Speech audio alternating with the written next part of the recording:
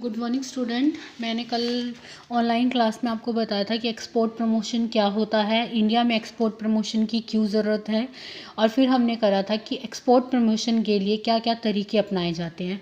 उसमें 11 पॉइंट थे, कोई भी 5 पॉइंट आप उसमें से अच्छे से लर्न कर लीजिएगा।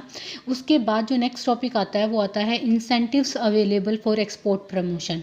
इंसेंटिव का मतलब होता है कि गवर्नमेंट कई तरह की छूट देती है। जो एक्सपोर्ट प्रमोशन होता है, अगर एक्सपोर्ट को क्या करना है, बढ़ावा देना, तो गवर्नमेंट कई तरह की छूट देती है। तो वो बताए गए हैं कि गवर्नमेंट किस किस तरह के इंसेंटिव प्रोवाइड करती है।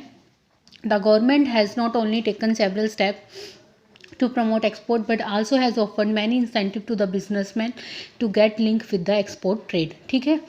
Encouraged by this incentive, businessmen have started taking interest to the export trade. This intensive both financial भी हो सकते हैं और नॉन फाइनेंशियल भी हो सकते हैं। फाइनेंशियल इंसेंटिव का मतलब क्या होता है, जैसे टैक्स में कंसेशन दे दिया जाए, उनको लो रेट पर इंटरेस्ट प्रोवाइड करवाया जाता है। नॉन फाइनेंशियल इंसेंटिव हो सकते हैं, जैसे उनको कोई रिवार्ड देना, कोई मेरिट सर्टिफिकेट देना उनके आउटस्टैंडिंग परफॉर्मेंस के लिए। जैसे कई बार आप देखते हैं ना कि ये ट्रेड मीटिंग्स वगैरह होती है, ट्रेड कॉन्फ्रेंस होती है हमारी मिनिस्ट्री ऑफ कॉमर्स के साथ, तो वो लोग उसके अंदर उन लोगों को क्या देते हैं, एक रिकग्निशन देते हैं, एक तरह से एप्रिसिएशन देते हैं, तो वो नॉन फाइनेंशियल इंसेंटिव्स कहलाते हैं। तो देखिए क्या क्या होते हैं। ड्यूटी फ्री इम्पोर्ट, यानी कि एक्सपोर्टर को क्या दिया जाता है, इंसेंटिव दिया जाता है कि एक्सपोर्टर डू नॉट पे any import duty on the goods purchase from abroad and import in the country. जैसे कि अगर कोई एक्सपोर्टर है, वो रॉ मटेरियल वगैरह या कैपिटल गुड्स लाइक मशीनरी वगैरह कहीं से इम्पोर्ट करता है, ताकि वो क्या कर सके, ऐसी वस्तुएं बना सके जिसको उसको क्या करना है, एक्सपोर्ट करना है, तो उन पर कोई भी क्या नहीं लगाई जाती, इम्पोर्ट ड्यूटी नहीं लगाई जाती। एक्साइज ड्यूटी की एग्जम्पशन होती है। एग्जम्पशन का मतलब होता है छूट।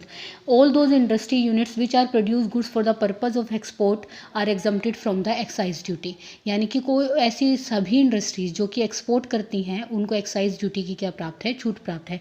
कंसेशनल रेंट, कंसेशनल रेंट यानी कि रेंट में भी छूट दी जाती है। अगर कोई इंडस्ट्री इस पर्पज से इस्टेब्लिश की गई है कि वो अपनी गुड्स को क्या करेगी, एक्सपोर्ट करेगी, तो उनको मॉडर्न प्लांट चीप रेंट पर, स्पेशली कंस्ट्रक्टेड फैक्ट्री और शेड्स वगैरह क्या दिए जाते हैं, चीप रेंट पर दिए जाते हैं। यानी कि कोई फैक्ट्री होती है, कोई शेड वगैरह है, वो सब उनको लेस इंटरेस्ट पे दिए जाते हैं। इनकम टैक्स में उनको एग्जम्पशंस मिलती है। इनकम टैक्स लॉ के according low rate of interest होता है।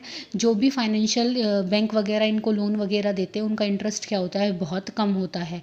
कंसेशनल फ्राइट का मतलब होता है भाड़ा। तो एक्सपोर्टर को क्या किया जाता है, कंसेशनल फ्राइट प्रोवाइड कराया जाता है, जो भी वो चीज़ ट्रांसपोर्ट कर रहे हैं फॉर द मेंट for export one place to another place. और अवार्ड, बहुत सारे अवार्ड उनको क्या करते हैं, इनकरेज करने के लिए अवार्ड दिए जाते हैं, जो कि मैंने आपको पहले भी बताया कि ये नॉन फाइनेंशियल होता है। These awards are given on the basis of participation in export trade. तो ये सब क्या है, इंसेंटिव है एक्सपोर्ट प्रमोशन के लिए।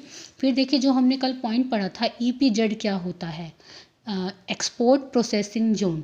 तो हमने शॉर्ट में पढ़ा था कि एक्सपोर्ट प्रोसेसिंग जोन वो जोन होते हैं जो कि गवर्नमेंट स्टैब्लिश करती है, और इनके द्वारा बनाया गया सारा का सारा जो प्रोडक्शन होता है वो क्या कर दिया जाता है, एक्सपोर्ट कर दिया जाता है। अब हम इसको इस चैप्टर में डिटेल में पढ़ेंगे। Export processing zone that the industrial state which competent industry units are establish this industrial units is promote to export trade. यानी कि ऐसी इंडस्ट्रियल यूनिट्स को स्टैब्लिश किया जाता है जिनकी जो और प्रमोट किया जाता है, जिनका काम क्या होता है, एक्सपोर्ट करना होता है। They are establish by central government. ये ध्यान रखना, ये कौन स्टैब्लिश करती है, EPZ सेंट्रल गवर्नमेंट स्टैब्लिश करती है। The chief feature of industrial units of the government provide all the basic needs. Presently there are 7 export zone in India, they have shown in the following driver. हमारे अभी देश में presently कितने export processing zone हैं, 7। तो देखो कौन कौन से हैं, ये 7 बता रखे हैं। इसके अंदर आपको Kandla free trade zone, Santa Cruz electronic export zone, Chennai में, कोचीन में, नोएडा के अंदर, पेल्टा के अंदर वेस्ट बंगाल में, और विशाखापट्टनम आंध्रा के अंदर, ये EPZ है। फर्स्ट EPZ जो स्टैब्लिश किया गया था इंडिया में, वो कांडला में किया गया था, establish near Gujarat. The major objective of इस स्टैब्लिशमेंट क्या था, प्रमोशन करना एक्सपोर्ट, प्रोवाइड करना employment opportunity to the backward area of Kutch, और टेकिंग एडवांटेजेस लेना फैसिलिटी ऑफ कांडला पोर्ट। तो ये 3 इसके ऑब्जेक्टिव थे, आपको याद करना है कि कांडला फ्री ट्रेड जोन सबसे पहला स्टैब्लिश हुआ था, और इसके 3 मेन ऑब्जेक्टिव थे कि एक्सपोर्ट को प्रमोट करना, जो बैकवर्ड एरिया है कच्छ वगैरह का, गुजरात में जो कच्छ एरिया है उधर के लोगों को एम्प्लॉयमेंट अपॉर्चुनिटी देना। और तीसरा एडवांटेजेस लेना कांडला पोर्ट, क्योंकि कांडला जो बंदरगाह है वो बहुत नियर पड़ता है तो इसके कांडला एक्सपोर्ट जोन के, तो उसका बेनिफिट लेना। सेकंड ईपीजेड स्टैब्लिश किया गया था 1974 में Santa Cruz airport Mumbai under the name of Santa Cruz electronic export processing zone. The objective of establishment was exploit the upswing of the international electronic market.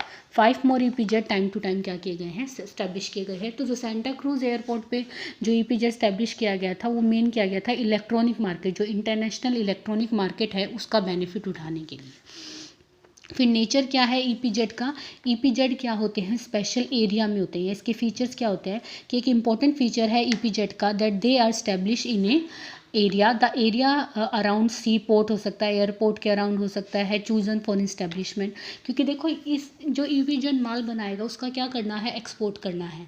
और एक्सपोर्ट करने के लिए या तो एयर का सहारा लिया जाता है, यानी कि एरोप्लेन वगैरह से होता है, या फिर वो जहाज़ वगैरह से किया जाता है। तो ये पोर्ट के नियर ही स्टैब्लिश किए जाते हैं।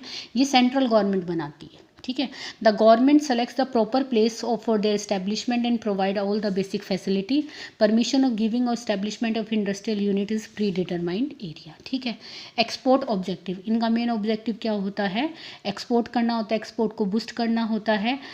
Only those goods have been good possibility of export, यानी कि इन इंडस्ट्रियल यूनिट में वही प्रोडक्शन किया जाता है जो एक्सपोर्ट की जा सकती है।